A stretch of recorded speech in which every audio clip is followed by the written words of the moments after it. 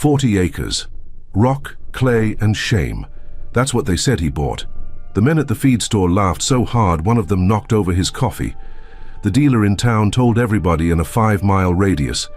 Even the county extension agent, the man paid by the government to help farmers succeed, had already written that land off. He had a name for it.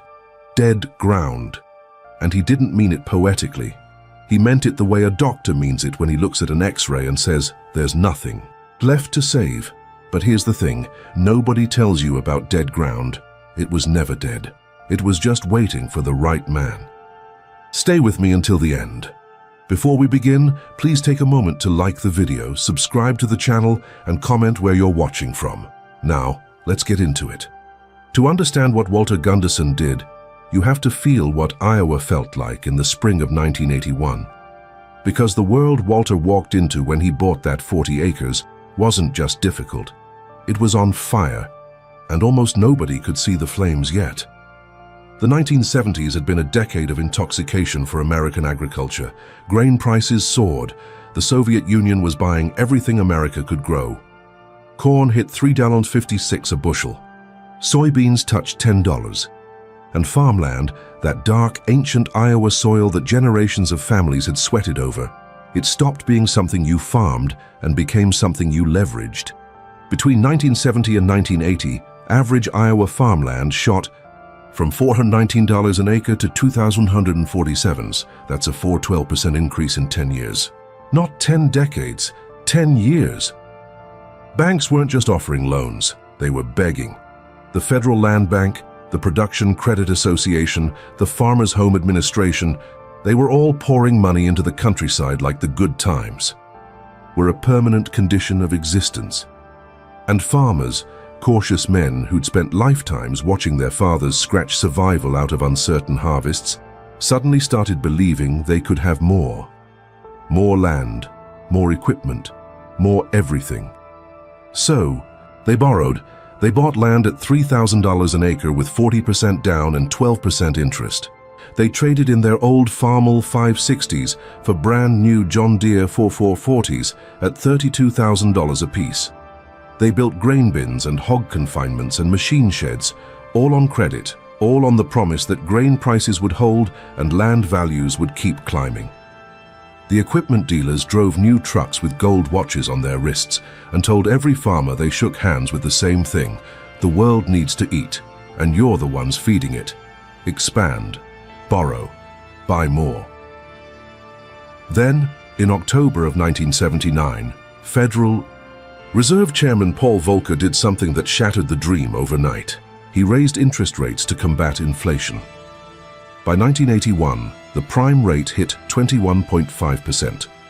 Farm operating loans that had been written at 9% were now renewing at 18%. And at almost the exact same moment, President Carter imposed a grain embargo against the Soviet Union after the invasion of Afghanistan. Export markets collapsed. Corn dropped to $2.22, soybeans fell to $5.22, and farmland, the collateral that held up every single farm loan in the Midwest, began to fall. The 1980s farm crisis had begun. Before it was over, more than $300,000 American farms would be lost. In Iowa alone, land values would drop 63% from their 1981 peak. The Federal Land Bank of Omaha would eventually fail, the first federal land bank failure since the Great Depression. Towns would empty, churches would close. The suicide rate among farmers would rise to 3 times the national average. That was the world. That was the moment, and that was when Walter Gunderson, a 44-year-old farmer from outside Jessup, Iowa, walked into an auction and raised his hand for 40 acres of rock and failure that nobody else wanted. You need to understand Walt before you can understand what he did. Because what he did wasn't luck, and it wasn't accident.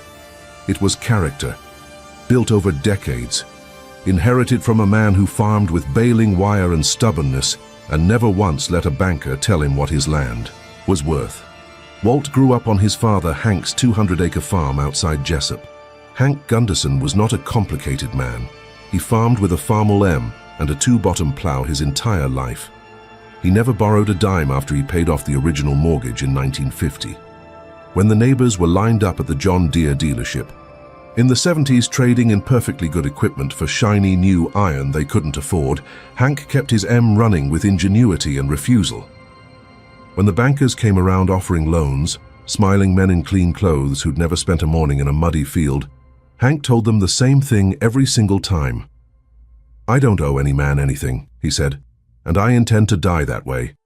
He did. Hank Gunderson died in the fall of 1978, debt-free, leaving Walt the 200 acres and a workshop full of hand tools, and that old Farmall M with 11,000 hours on the meter. Walt's older brother Gerald had long since left for Des Moines and wanted no part of farming, so it was all Walt's, all of it. And Walt did what Hank would have done. He didn't expand, he didn't borrow. He farmed the 200 acres the way his father had, corn and oats in rotation, a few head of cattle, hay in the bottoms. He kept the Farmall M running. He drove a 1971 Ford pickup with 140,000 miles on it. He wore the same Carhartt jacket for 9 years straight. And while his neighbors were leveraging everything they owned to buy more land and bigger iron, Walt put $600 a month into a savings account at the Jessup State Bank. By March of 1981, he had $47,000 sitting in that account. Quiet, patient, waiting. That was when he went to the auction. The 40 acres was part of the Elmer Brandt estate sale. Old Elmer had died without heirs, and the executor was selling everything off piecemeal. The good ground, 280 acres of Class 1 and 2 soil, the kind of dark Iowa loam that grows 150 bushel corn without blinking, went fast. Multiple bidders, competitive offers, final price, $3,200 an acre. But then there was the 40 on the Ye County soil map. It sat in the northwest corner near the river bluffs, shaded almost white. Class 6 soil, rocky, thin, steep in places, the kind of ground where a plow blade hit limestone before it hit 6 inches deep. The last man who'd tried to farm it, a tenant named Sweeney, gave up after 2 seasons and told the landlord he'd rather dig ditches than fight those rocks one more day. The county had stopped listing it as cropland in the assessor's records. Weeds had taken it. Cedars were creeping in from the fence rows. For all practical purposes, the land had been erased. The auctioneer had to ask 3 times before Walt raised his hand. $185 an acre, $7,400 total, cash, no loan, no bank, no debt. That afternoon, the John Deere dealer in town, a man named Phil Kramer, found out. Phil was the kind of man who wore a gold watch to a feed store and told stories about farmers who were buying new equipment, as if that was the only measure of a man's worth. He was leaning against the counter when Walt came in for a bag of clover, seed. He stopped mid-sentence. "Hey, Gunderson," he called across the store. "Heard you bought the Brandt 40. Walt nodded. "The dead ground 40? Walt nodded again. Phil looked around at the other men in the store. 3 or 4 farmers, a feed rep, from DeKalb, the kid behind the counter. He grinned wide. "Walt, I've sold equipment to every farmer in this county, and I've seen some bad investments. But buying dead ground, that's like putting new tires on a car with no engine." The men laughed. The feed rep laughed. Even the kid behind the counter smiled. Walt didn't say anything. He picked up his bag of clover seed, paid $14.50, and walked out the door. He put the seed in the bed of his Ford, started the engine, and drove home on gravel roads while the sun went down behind the grain elevators. He didn't look angry. He didn't look embarrassed. He looked like a man who knew something that nobody else in that store was even close to understanding. In April of 1981, Walt began the work. Not the planting, not the plowing, the work that matters most and that almost no one bothers to do anymore. He listened. He walked every inch of those 40 acres with a notebook and a soil probe, a T-handled steel tube his father had made in the workshop, the kind of tool that costs nothing and tells you everything. He took soil samples from 47 different points across the property. He noted where the limestone was close to the surface, where the clay was deepest, where water pooled after rain, where the slopes faced south into the sun, and where they turned north into the shade. He mapped the whole thing by hand on graph paper, sitting at the kitchen table every night for a week, building a picture of the land in his mind the way a doctor builds a picture of a patient before he prescribes a single thing. What the tests confirmed was ugly. 3 inches of topsoil on the flat spots and almost nothing on the slopes. Subsoil was heavy clay mixed with limestone fragments, pH at 7.8, borderline alkaline because of all that limestone leaching into the ground, organic matter at 1.2%. For reference, healthy Iowa prairie soil sits at 5 to 6%. This ground was 1/5 of what it should have been. Biologically, it was barely breathing. But Walt saw something that Phil Kramer and Dale Meeser and every other man in Buchanan County had missed. The land wasn't dead because it was fundamentally broken. The land was dead because for 100 years, every farmer who touched it had forced it to be something it was never meant to be. They'd plowed steep slopes that should never have seen a plow. They'd pushed heavy equipment across thin soil until the topsoil washed off the hillsides and into the creek below. They'd planted corn year after year, demanding production from ground that had nothing left to give, and when it failed them, they called it worthless and walked away. Walt didn't see worthless. He saw a patient that had been misdiagnosed and mistreated for decades, and he had a different prescription. He didn't plow. He didn't disc. He didn't plant corn or soybeans or anything the market would pay for in year 1. What Walt Gunderson planted on those 40 acres in the spring of 1981 was something that made grown men in Buchanan County genuinely question his sanity. Clover, 15 pounds per acre. Broadcast by hand from a canvas bag slung over his shoulder, walking those rocky slopes in his work boots while his neighbors drove air-conditioned tractor cabs across flat black dirt. He seeded the flatter areas with a mix of red clover and Timothy grass. The steeper slopes got sweet clover and brome grass. The lowest, wettest ground near the creek got reed canary grass to hold the banks and stop the erosion that had been bleeding the soil away for decades. Phil Kramer drove past one afternoon in his dealership truck and slowed down. He watched Walt, walking that hillside, broadcasting seed by hand in 1981 like it was 1910. Later, at the cafe in town, he told the story to anyone who would listen. Gunderson's out there seeding dead ground with clover by hand. That ground won't grow clover any better than it grew corn. But here's what Phil Kramer didn't understand. Here's what most of Buchanan County had forgotten, or maybe never knew. Clover is a legume. And legumes do something that corn and soybeans simply cannot. They fix nitrogen.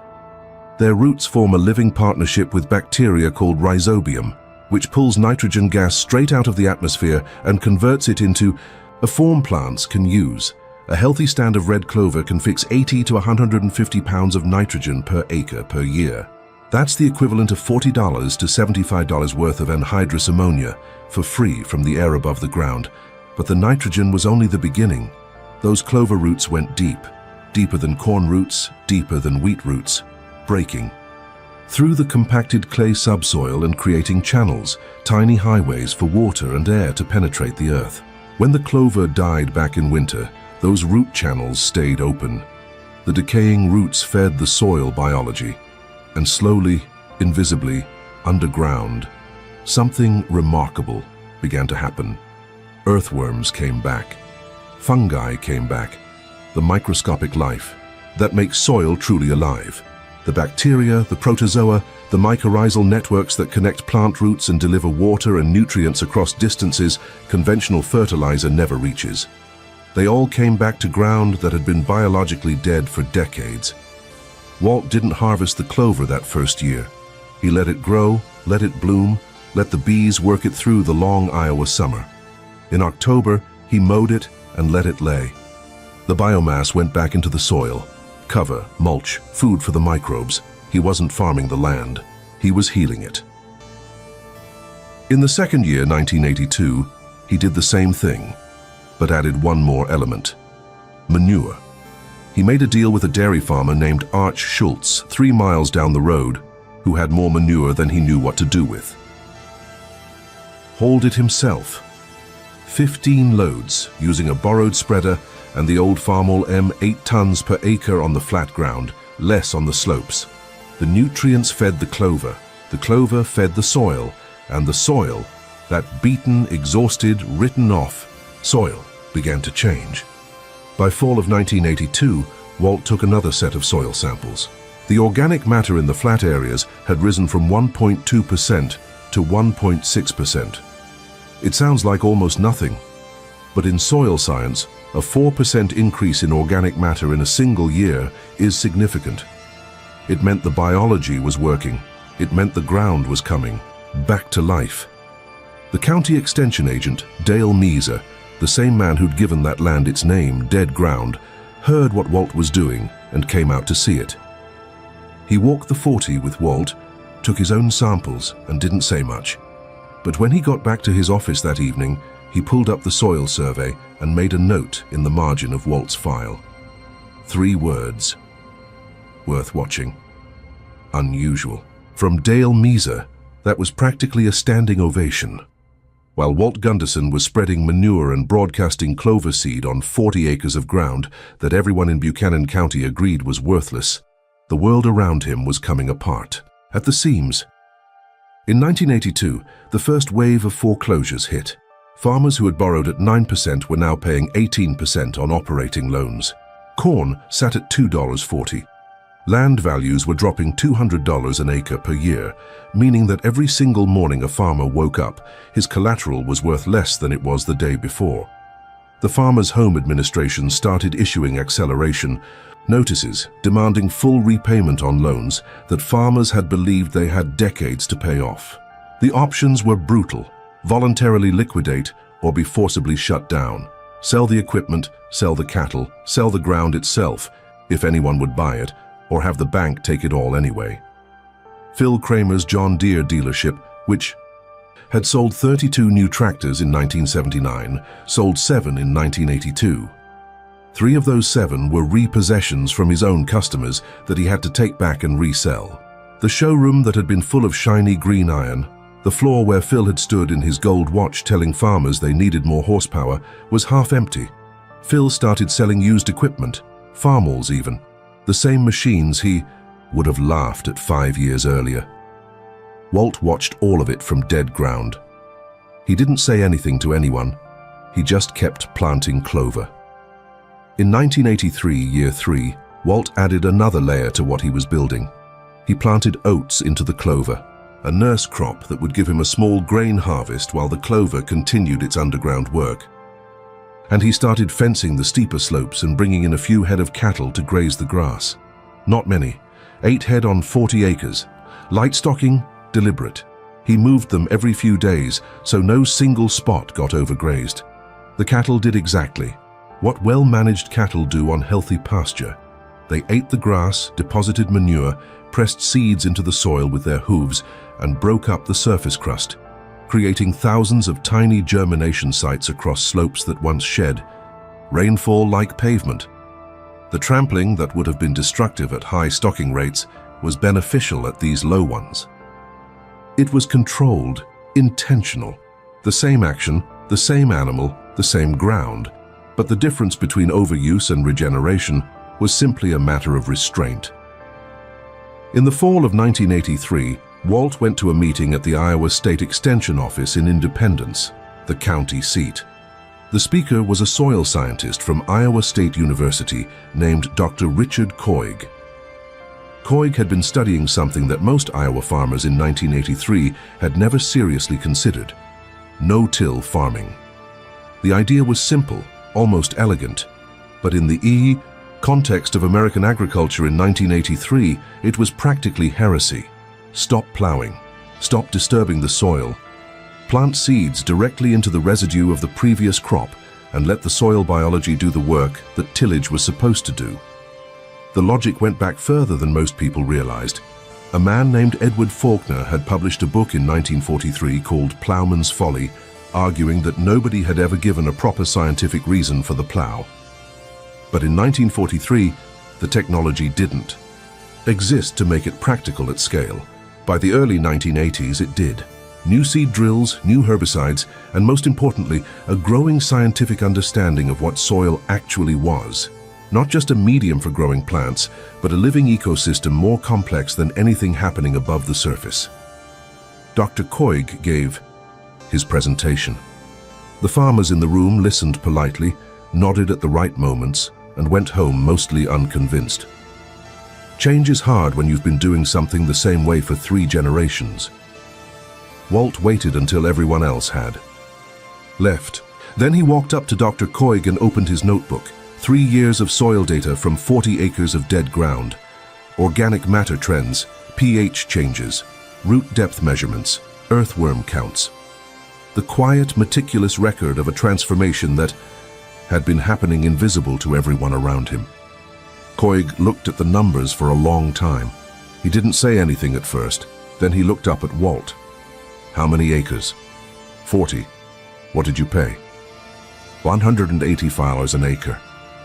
Koig was quiet for a moment.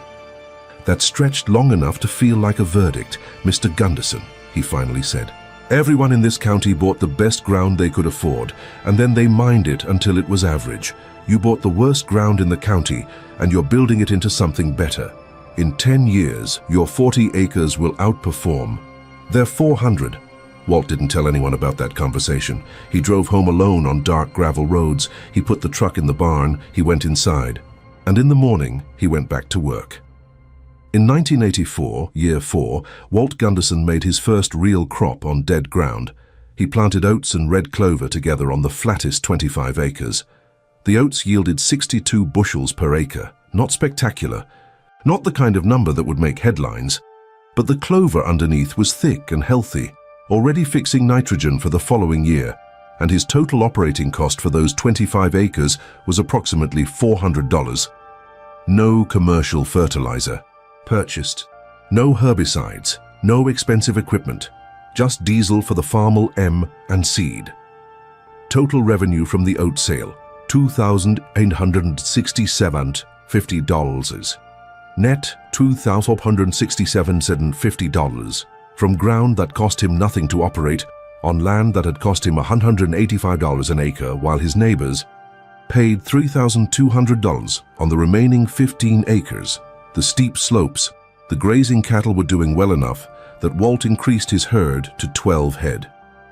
He sold 4 calves at the Jessup sale barn that fall. Combined income from dead ground in 1984, $4,567.50. Total cost, approximately $400. Net profit, $3,167.50 from 40 acres of ground that everyone in Buchanan County had agreed, categorically, would never grow anything. But the money wasn't the most important thing happening. Underneath the numbers, underneath the crops and the cattle and the clover, the soil itself was undergoing a transformation that no balance sheet could fully capture. By 1984, the organic matter on the flat ground had risen from 1.2% to 2.4%.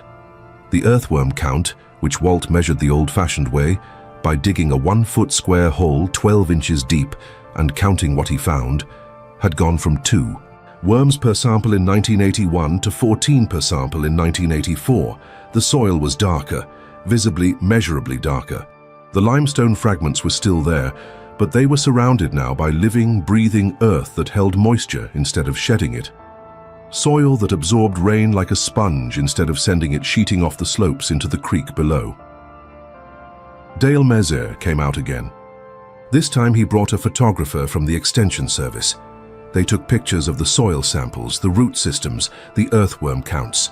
Mezer measured the topsoil depth on the flat ground, 5.5 inches. It had been 3 inches. In 1981, Walt, Mezer said, and it was the first time he'd used Walt's first name instead of just Gunderson. I've been the extension agent in this county for 17 years. I have never seen soil recover this fast. Walt nodded. He thought for a moment, then said the only thing that seemed true. It was never dead, he said. It was just tired. In 1985, Congress passed the Food Security Act, which created the Conservation Reserve Program, a federal program that paid farmers to take highly erodible land out of production and put it into grass or trees. The government would pay $50 an acre per year for farmers to do what Walt had been doing voluntarily for 4 years. The irony was not lost on Walt. The same institution that had encouraged his neighbors to plow every inch they owned and borrow. Every dollar they could was now paying people to stop. $50 an acre. Walt's 40 was already earning more than that. And unlike the CRP, his land was getting better every year, not just sitting still under a government contract. That same year, Phil Kramer closed his dealership. The big John Deere sign on the highway outside Jessup went dark for the first time in 23 years. Phil took a job selling insurance in Waterloo. People said he was lucky. At least he got out with his house. A lot of his former customers didn't get out with anything. Walt planted his first corn on dead ground in 1985. Not the whole 40, just 8 acres, the flattest and best recovered ground. He planted it no-till, using a planter he'd modified himself in the workshop, adding coulters to cut through the clover residue. No fertilizer purchased, no herbicide. He planted the corn directly into the killed clover sod, trusting 5 years of biological work to provide what the seed needed. Phil Kramer, even without a dealership, even in his cheaper suit, drove past and reported to the cafe in town. "Gunderson's corn looks like hell. Told you that ground was dead." But Phil was looking at the rows. Walt was looking at the roots.